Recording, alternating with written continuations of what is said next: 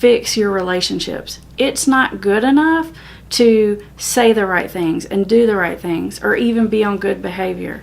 You have to be coming at those situations from a good, loving place in your heart.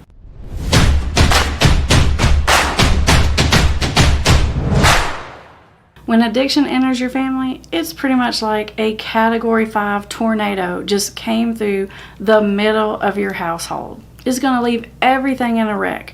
Your sense of self is going to be destroyed. Your relationships are going to crumble. You won't have any trust left in you. You'll constantly feel vigilant and afraid.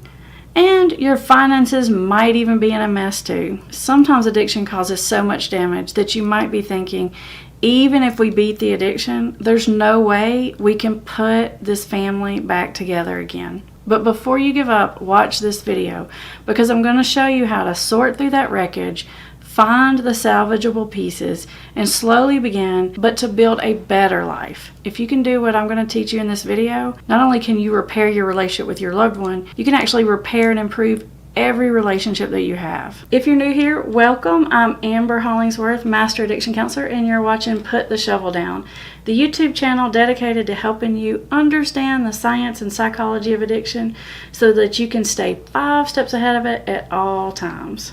If that sounds like something that you need to do, consider subscribing. All right, back to our topic.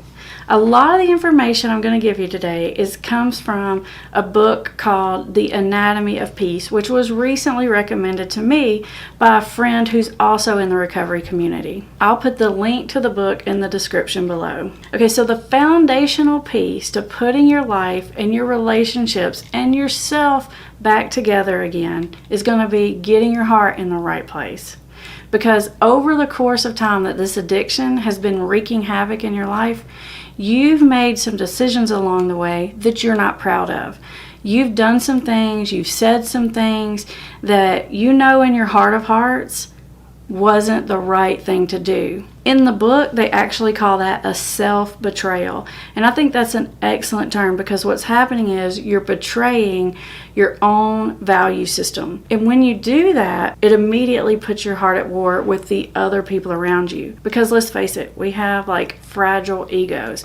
And when we do things that are disconnected from our value system, when we betray ourselves, we almost immediately, on a subconscious level, begin to look for ways to justify our behavior, our actions, our thoughts, and our feelings. And unfortunately, all that justification usually leads to more bad decision making. Now, eventually, all these subconscious processes actually cause us to, what the book calls, collude in the conflict that we're having with the people around us. And essentially what that means is we are triggering inadvertently, probably subconsciously, the negative behavior from the other person that we're saying that we don't want. So basically, that's a fancy way of saying you're feeding into the problem. In fact, even if you don't know it and you don't mean to, you're probably triggering a lot of those negative responses that you're getting.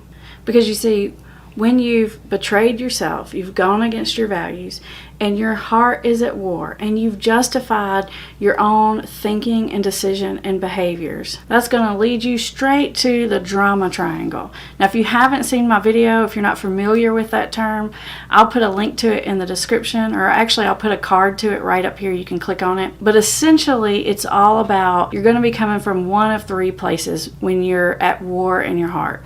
You're going to be coming from a victim mentality, or a hero mentality, or rescuer, they'll call it on the drama triangle, or maybe even the persecutor role. Now, all of those roles are unhealthy and involve bad boundaries, and all that comes from these immediate psychological processes that happen as a result of trying to keep our own egos intact. Now, in another video, I'll go into more detail about the ways that people tend to justify their behavior, causing their heart to go to war, causing them to get on the drama triangle. But for now, what I really want you to understand is that if you want to feel better about yourself, if you want to fix your relationships, it's not good enough to say the right things and do the right things or even be on good behavior.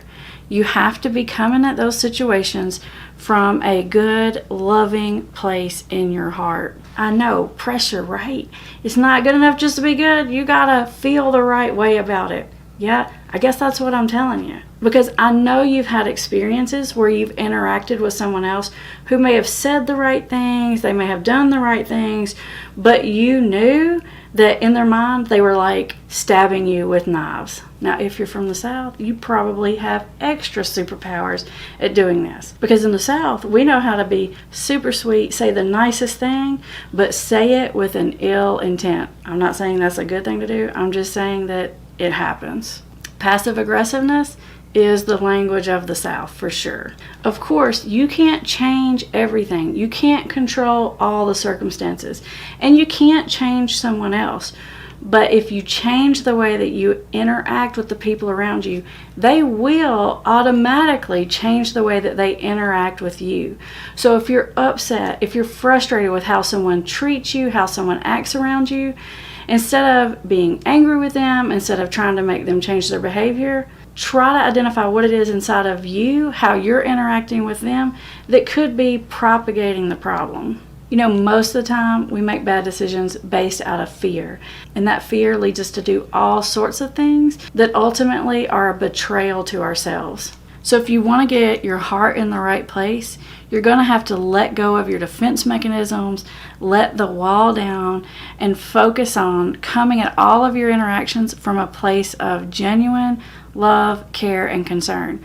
If you can do this, if you can shift your heart like this, you will see an immediate shift in your relationships. Now, I'm not telling you that immediately things will change 100%, but I am telling you immediately things will start to get a little bit better. And if you continue to do this consistently, the people around you will take their walls down as well. And from that point, things can drastically change. Things will get better. And best of all, this works in any relationship. Now, your next step is to watch the video about the typical, really common ways that people tend to justify their own bad behavior. Because once you know the categories, you're going to be able to identify it in yourself and put a stop to it.